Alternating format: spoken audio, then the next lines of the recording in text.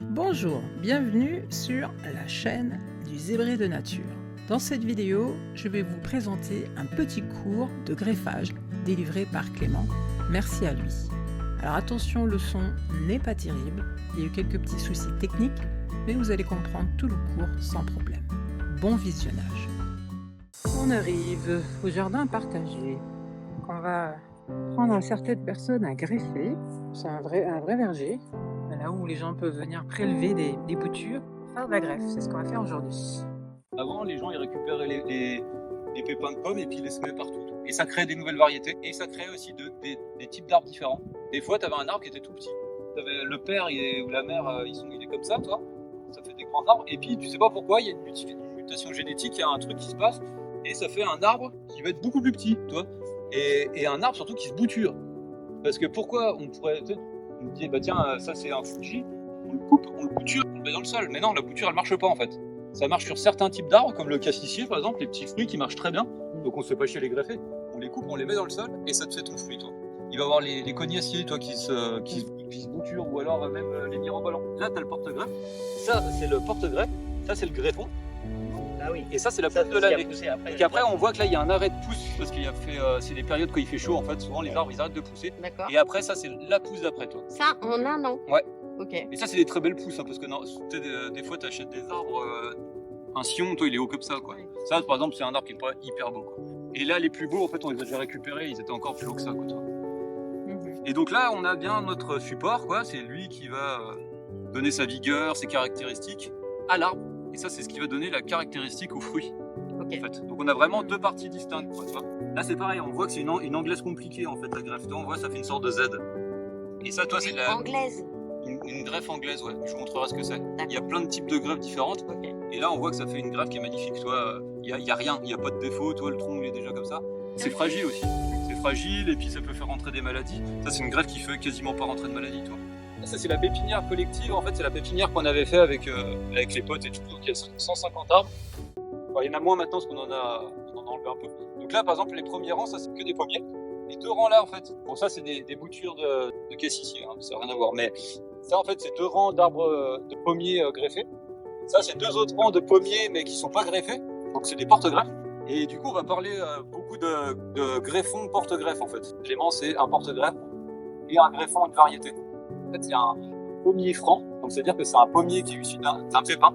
Donc, on prend n'importe quelle pomme, on s'en fout, on met un pépin dans le sol et on a ça, en fait. On a un pommier hyper naturel, donc avec des piquants. C'est la famille des rosacées, en fait. Donc, les arbres fruitiers qu'on a, c'est que des rosacées ici. Par les plaques miniers, les kakis, les trucs comme ça qui sortent un peu du pot. Ça, c'est toi un prunier mirobolant, toi, et on trouve un peu les piquants qu'on va trouver sur des pruneliers sauvages, en fait. Et ceux-là, ils en ont beaucoup moins parce que c'est des pommiers particuliers, en fait. C'est des porte-greffes aussi, mais ils sont particuliers. Pourquoi on greffe? Déjà parce qu'on veut une variété particulière. Et c'est ça le problème, c'est qu'en fait, si on veut une variété particulière, en fait, on est obligé de la greffer. Après, c'est pas le même effet sur, par exemple, ça, c'est vraiment les arbres à pépins, en fait. Les poiriers, tout ça. Les arbres à noyaux, par exemple les pruniers, ça va être beaucoup plus fidèle. Il y a des variétés comme par exemple les mirabelles, on peut les mettre dans le sol et on va avoir un mirabellier qui fera des très bonnes mirabelles. Donc ils sont fidèles, mais c'est pas toutes les variétés. Pareil, il y a des variétés où les abricotiers ça marche aussi, mais pas tous les abricots. Et si on veut vraiment garder cette variété de pommes, on est obligé de les greffer. La Granny Smith, en fait, c'est le même arbre depuis toujours, en fait. Ça fait un siècle qu'elle a été inventée, cette pomme, et ça vient d'un arbre qui a donné une Granny Smith et le mec il l'a vite récupéré pour faire des arbres et toutes les pommes qu'on trouve maintenant aujourd'hui dans le commerce ou n'importe où, c'est le même pommier de départ, en fait. Et donc après, tu greffes une Granny Smith là-dessus sur un franc, tu vas avoir une pomme qui sera petite et très chargée en saveur, en fait, tu vois, et qui va se garder très longtemps. Et souvent dans le commerce, en fait, c'est des arbres nanifiants, donc plutôt de ce type-là, c'est des boutures de pommiers mais qui sont greffés là-dessus et du coup on va avoir des fruits qui sont gros, plutôt fadasses. Parce qu'en fait, c'est des vergers intensifs. Et les arbres, ils font 2,50 m, 3 mètres. Ils sont même pas 1 mètre les uns des autres, toi. Ils sont irrigués à donf. Donc, en fait, ça fait des grosses pommes qui se gardent parce qu'ils les mettent dans des chambres d'ozone. En fait, ça, c'est des porte-greffes. C'est deux pommiers. Sauf que lui, ouais. Tout ça, c'est des porte-greffes, c'est des arbres qui sont pas greffés. Ça va faire des pommes qui sont pas très très bonnes. En fait, c'est une variété de pommiers, le Bittenfelder. Et en fait, ça fait des pommes qui sont pas bonnes, mais c'est des très bons porte-greffes. C'est comme une variété. Il va faire des pommes dégueulasses qui s'appellent Bittenfelder. Donc tu es obligé de garder un arbre, par exemple, tu peux le garder, tu le mets dans le jardin, et puis quand tu récupères les pommes, tu les mettras germer et machin, et ça te fera tes arbres à greffer. Après, pourquoi on greffe? Parce que aussi on veut une certaine vigueur différente. Et donc ça va faire des arbres très grands, avec des petits fruits, mais très concentrés en arôme, qui se gardent très longtemps. Donc il y a quand même des avantages. Et les inconvénients, c'est qu'ils vont donner des fruits dans longtemps. Donc il faut attendre. Et donc dans des vergers intensifs, c'est pas ce qu'on voulait. On veut pas de grands arbres qui sont, où tu es obligé de laisser 10 mètres entre chaque et tout. On veut des arbres petits, tous alignés, on passe au tracteur dedans. Les premiers, en fait, ils les ont trouvés dans la nature, dans les stations en fait, de création fruitière. Ils font plein d'expériences pour avoir et des variétés nouvelles et de porte-greffes nouveaux. Par exemple, moi j'ai acheté des porte-greffes américains, c'est du Geneva, ça s'appelle, et c'est fabriqué aux États-Unis. Et c'est hyper novateur. Bon, après, à prendre avec des pincettes, mais ils sont résistants aux pucerons lanigères. Et puis, si tu veux planter pour tes enfants, tes petits-enfants, tes arrière-petits-enfants, les générations qui viennent, et ben, c'est ce qu'il faut mettre, toi. Et c'est des arbres qui sont résilients parce qu'en fait, ils supportent beaucoup mieux la sécheresse que ça. Après, pour finir avec ces boutures là.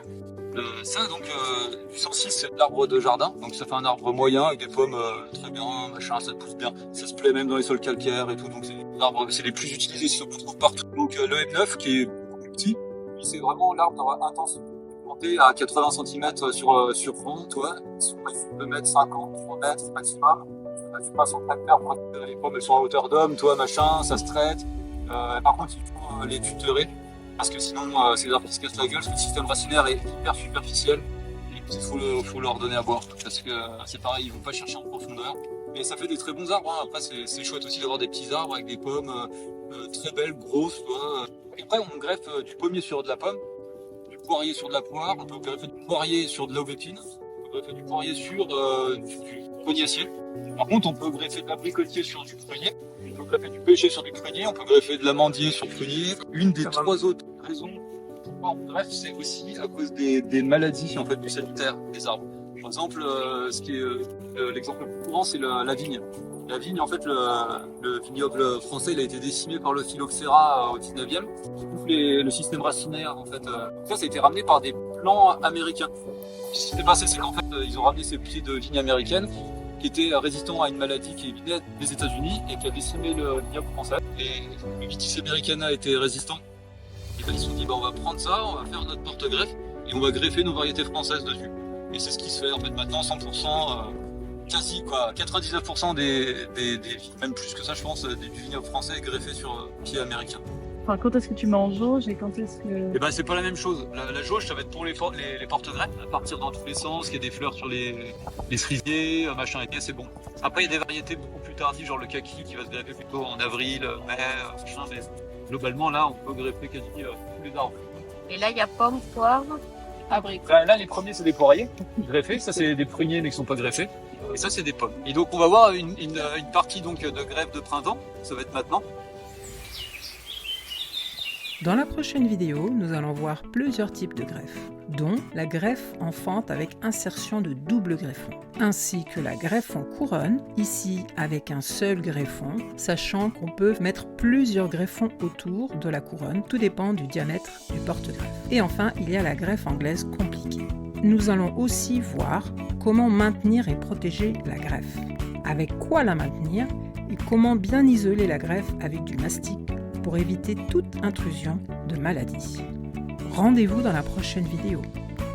Salutations du zébré de nature!